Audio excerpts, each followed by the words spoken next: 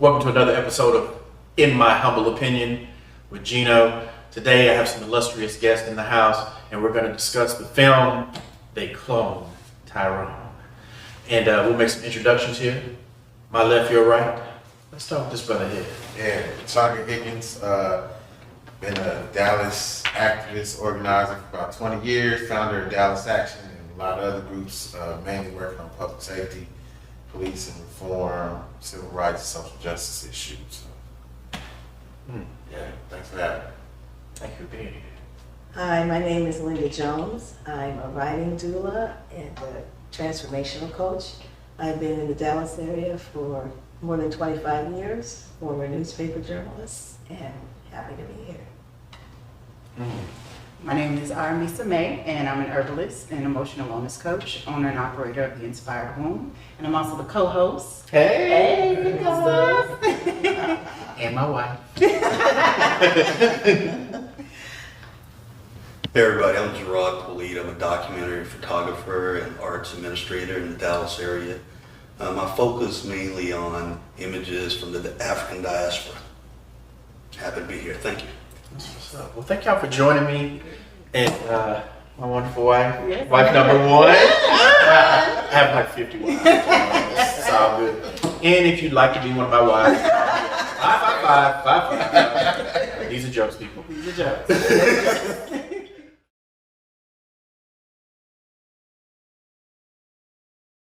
Well, in discussing this film, y'all, this film was, I felt it was kind of awesome. Hit on a lot of tropes and stereotypes I've noticed throughout life. Growing up in the wonderful city of Oak Cliff, Dallas, Texas. That's my hood. And so I want to turn it over to our co-host. I know you have some pertinent questions for these folks. Yeah. So let's kick it off. So, okay. Well, everybody's, of course, seen the movie. First, I want to ask, just in thinking about it, give me a descriptive word of what you thought of the movie. Or descriptive phrase. Whomever wants to go first. I think a descriptive word that I would find is, I don't know if it's a descriptive word, it's a descriptive statement or comment. Man, why didn't I do that first? Okay. Because probably every aspect of that film, I recall encounters in life that different episodes in those films, like for instance, the main character in the first 30 minutes of the film, usually with any screenplay you're writing, the first 30 minutes is pretty much establishing, or maybe the first 10, 15, or establishing the routine of the main artist. Yeah. What they do every day, what time they get up, it has a lot of objects related to that particular character. So with this character, Fontaine, he's lifting weights every day, he's going through his gangster thing. And so it shows that repeatedly that, they're doing that. And I just remember, I grew up in Highland Hills area of Oak Cliff. And I just remember the older guys who were into a few things would lift weights every day. Mm-hmm. And what was weird about their thing is they had these huge mop handles, I guess you could call them, and they would put cinder blocks on the end of them. Yeah. They didn't have like a real weight set. They were, old school. yeah, they were doing that thing, and it reminded me of a prison yard almost. And these dudes were swole. They were high school, and they were swole. Mm. And they were kind of like the bullies of our neighborhood in a sense too. And but since I lived on their street, they were on my side. So so another neighborhood guys stole our bikes. We go tell our bullies, "Hey man, they stole our bikes." And our bullies go over and get our bikes back. Right. But we had to let our bullies ride our bike for a week. So that was my thing. Get it back. Yeah. You might not get it back. You might not. Anybody else? Descriptive word? I would say dark. Dark. I think the true definition of sci-fi, that has technology kind of intertwined or infused when that tech or sci-fi movie that has technology at the intersection goes haywire. It's kind of called dark sci-fi, but looking at it from the beginning, the story unfolded quite slowly, but I felt it had that kind of dark, eerie feeling, like something always was about to happen. Yeah. I would say it was multi-dimensional. You know, I felt like I thought it was really dope that it disoriented you from understanding what time period it was. Yeah. So you couldn't just put a time period on it. It had like, you know, There was a couple of flip phones in there there. was an iPhone in there. Yeah. It was, you know, you had Fontaine, and then you had Slick, who was out in the '70s. Fontaine was, you know, could have been a gangbanger in the '80s and '90s. You Yeah. know, dope boy, and Yo-Yo, who was, the prostitute archetype. You know, that kind of you didn't know where until she had an iPhone. And so I just like how it disoriented you like that. So, you know, it was like, yeah, you could say it's blaxploitation, but it ain't, because it's got all these other, you know, but it's got that feeling to it. So I like how I did that to play with people's sense of like being comfortable with it, because it's like people wanted to Yeah. like put a time period on it, right? Yeah. But You know, couldn't. but you really Yeah. could, right? And it was like all these different linkages to black imagery across a lot of different time periods. Which I thought was It definitely had that Afrofuturism. yeah. And it also had a little, I don't know if you call it steampunk kind of Yeah. aspect to it. It looked like there were some interesting things. They were futuristic, but it seemed like they were kind of handcrafted or put together. Like for instance, when the character finally opens the bedroom door, that his mother's voice is coming And from. realize, yeah. And you can see that's some advanced psychological technology going on, but it looks like an old school PA system. Yeah, You know? yeah, all that kind of stuff, you know. So I thought that was genius. Absolutely. You know what? Genius, it was my word. Who cloned Tyrone? It was a genius film as far as I was concerned. It was intriguing. Yeah, it was dark and suspenseful, but it kept me on my toes wondering what was going to happen next and when they were going to get back to certain pieces. For instance, when he was at his mother's door, I said, we're going to revisit that. I knew that. Yeah. And she's not in there, or something's going on. Yeah. So it kept me intrigued, but I felt it was genius or brilliant in terms of the way it was put together. I want to go back to something Shanga said in regards to the blaxploitation. So, and that was kind of my first thought. It reminded me of a lot of the blaxploitation. I immediately thought of Undercover Brother with the chicken references. Yeah. So a lot of our movies in our culture kind of speak to that ideal of, you know, giving it to the man, you know, the what does that say about, if we are entertained by those types of movies, what does that say about our consciousness or our level of consciousness as far as understanding or what we kind of appeal to, or how those movies appeal to us? Well, okay, I was entertained by some of the comedic types of things going on there, right?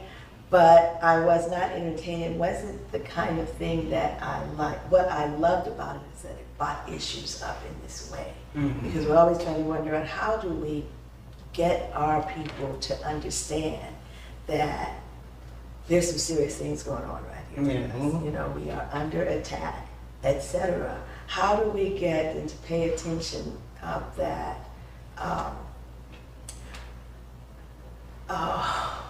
We need to pay attention.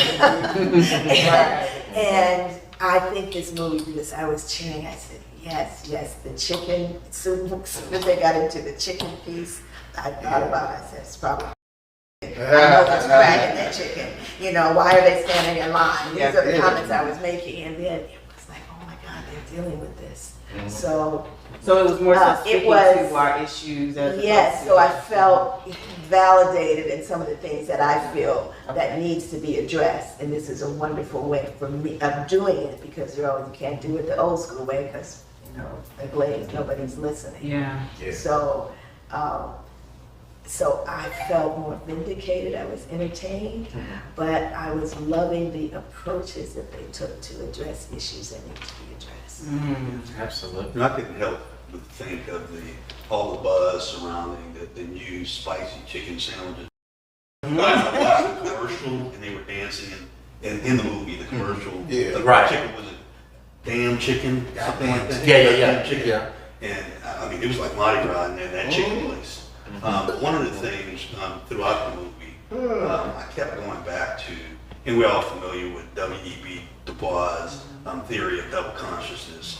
You're in this conscious struggle with what it's like to be a black man or woman in America as opposed to being this other that the dominant race wants you to be.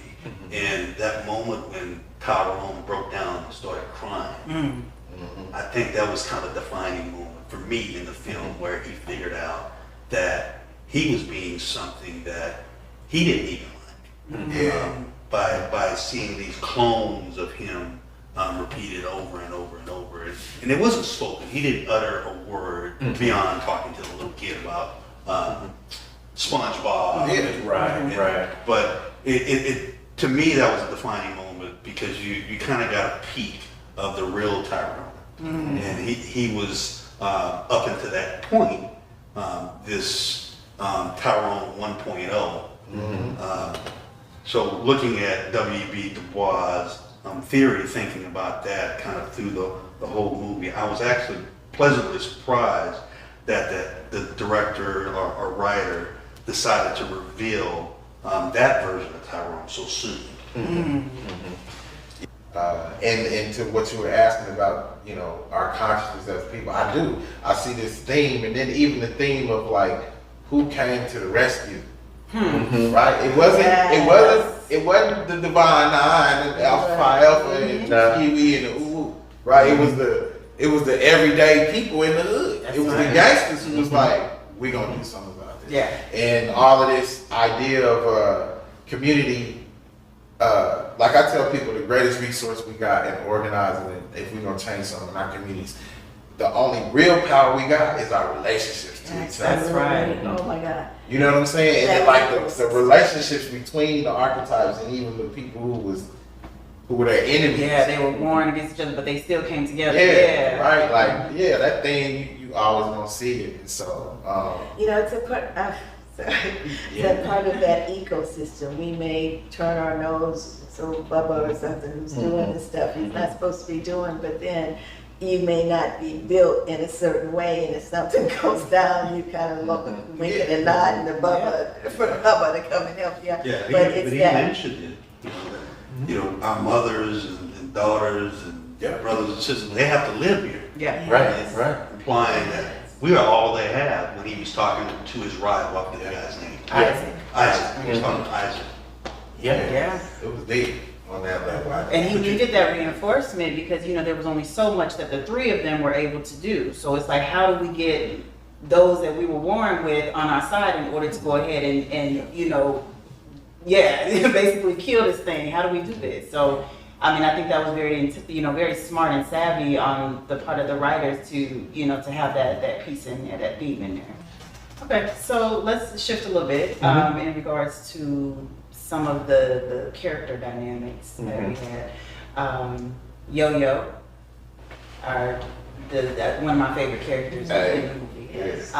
That was her genius. That was her. She's a detective, man. She got a prostitute. Yes, I saw Yo-Yo as somebody who definitely knew that she was meant for more. And I know that we talked about, you know, this idea of you know, everybody coming together and so on and so forth, but she kind of spearheaded the whole thing if you think about it. I love that arc. Yeah, that arc was beautiful. And so I wanted to ask you, at in that same vein, the dynamic between, you know, that feminine energy and the masculine energy coming together to make some things happen, and how that reflects and relates in our own communities and worlds.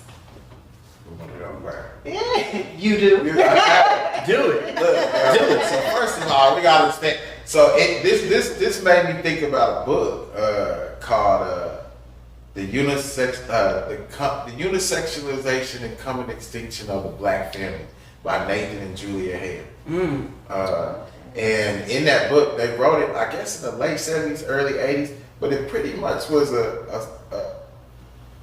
two of the top black psychologists in the country saying, here's what's about to come, y'all. Like, basically what we see.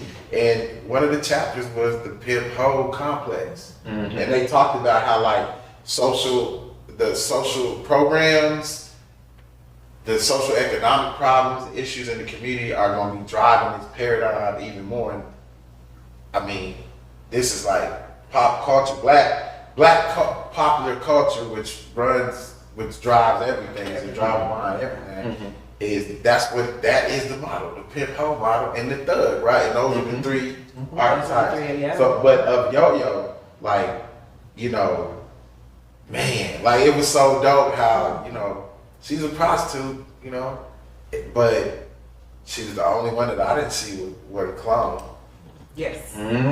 Which I thought was a lot of symbolism in the fact that she wasn't cloned, right? And when They didn't clone Yo-Yo. yeah, Fontaine and Slick was like, once they knew what the game was and everything that was going on, like they retreated back. Like, I'm just gonna play my position. Yeah. It was Yo-Yo, It the was black her. woman that was like, like this bigger than you. Yeah, this is what, like, that's exactly what she said. yeah, too. she said this is bigger than you. Yeah. And she went on ahead and pushed it together. But I also like the fact of, you know, even though it was all of this tension, like that was your pimp, he was his hoe, and that's the gangster. And it was like this surface level of like almost disrespect to her.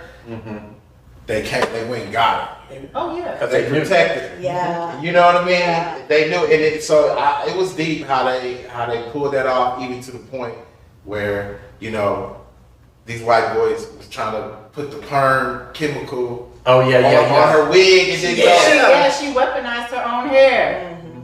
man, I mean, That was it so was so amazing. it was so much. The with very Yo-Yo. thing that you thought that you could use against me, I used against you. You don't even know me. Right. You don't know nothing about You me. You don't don't know know how me. to put this perm on. You see how you put this perm Right, on? don't even know me. I'm a secret weapon. I'm a secret weapon. So it was. Yeah, she it was dope. very much a It was secret dope. weapon. Yeah. You think Got I'm tricks. just a hoe. You think Yeah. I'm just a prostitute, but I'm much more than that. That's- And she showed and proved like it was because she knew she was meant for more. That's All right. the Nancy Drew books wasn't for nothing. Right. Yeah. But I give props to the writer for delicately handling the pimp prostitute. Yes. The whole Delicate, out. yes. There was the misogyny, like in the black exploitation Oh, yeah. movies and so Yeah, forth. yeah. But it was just enough for us to know that That is there. relationship. Yeah. Right. But I never once winced behind any of that. There wasn't that. So I love that. It took some doing, I think.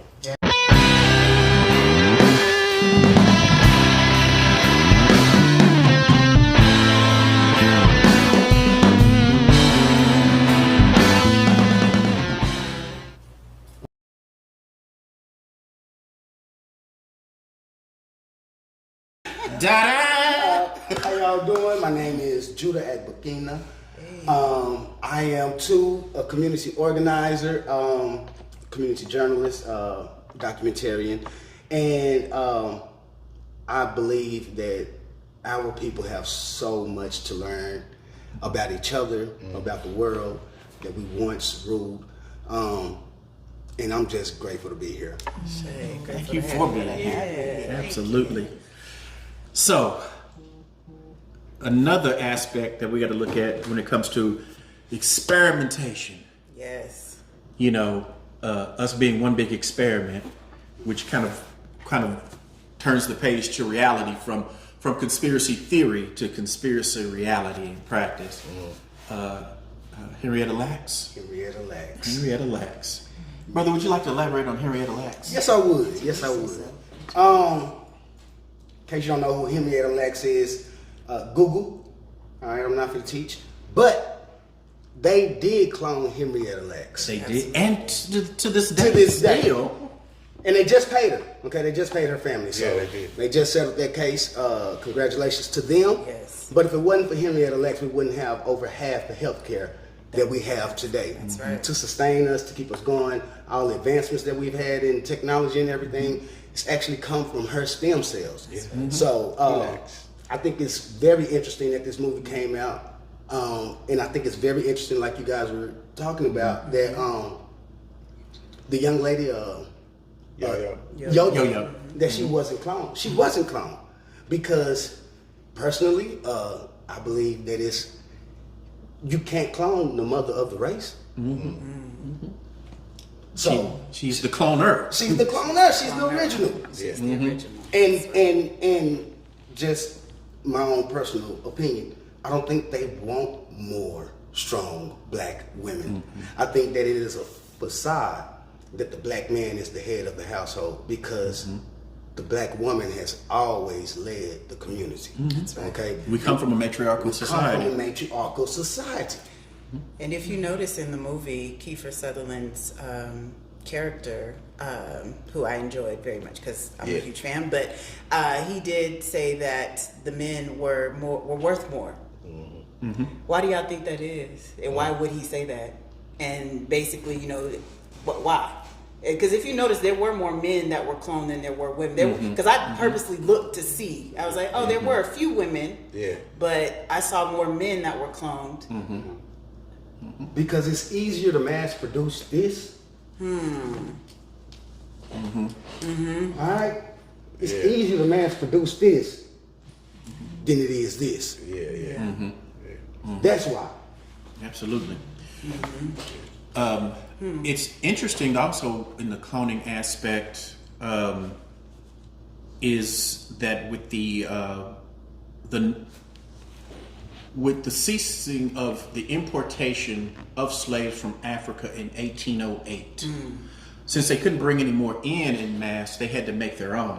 Because you could still keep them slaves into perpetuity, but you had to make your own. So that's when really the huge breeding farms began to start.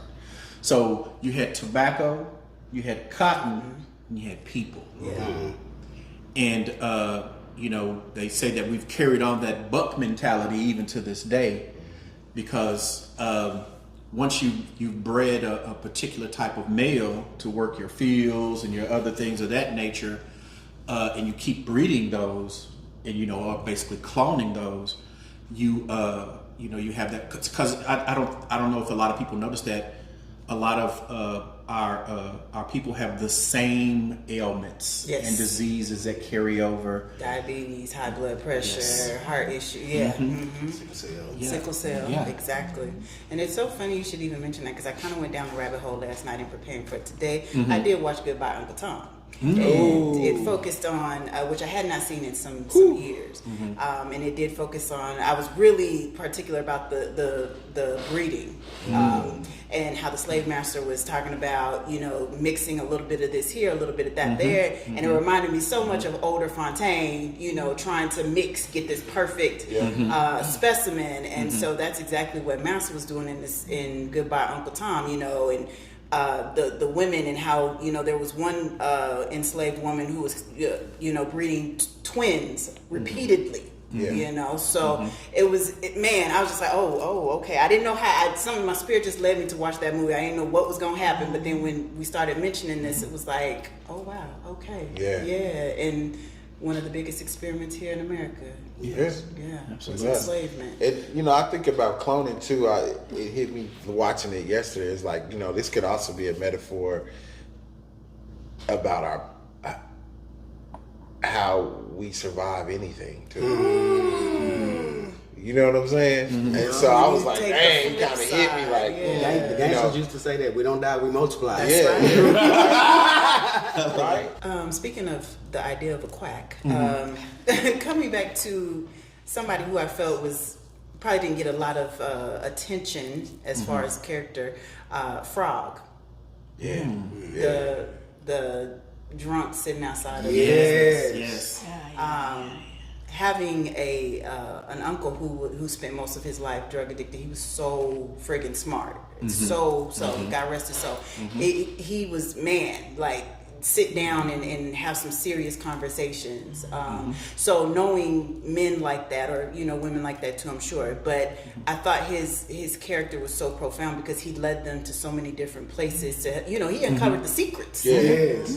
How he knew. knew. Yeah, So props to that, because we definitely. We have our elders in our communities, and sometimes we pass off their wisdom, and he paid him in beer, pouring his libation. Libation. Yeah. That was a nod to the elder. Yeah. Just that. Well, we want to thank you all for joining us for this beautiful platform as we discussed They Clone Tyrone. Yes. Thank you all for tuning in. Thank our lovely guests for being here. We have some of the most seasoned, intellectuals in the city up here doing great things. So we have to get together again and do another one of these roundtables, because I love this setup, this dynamic. This is beautiful to me. All right, thank you.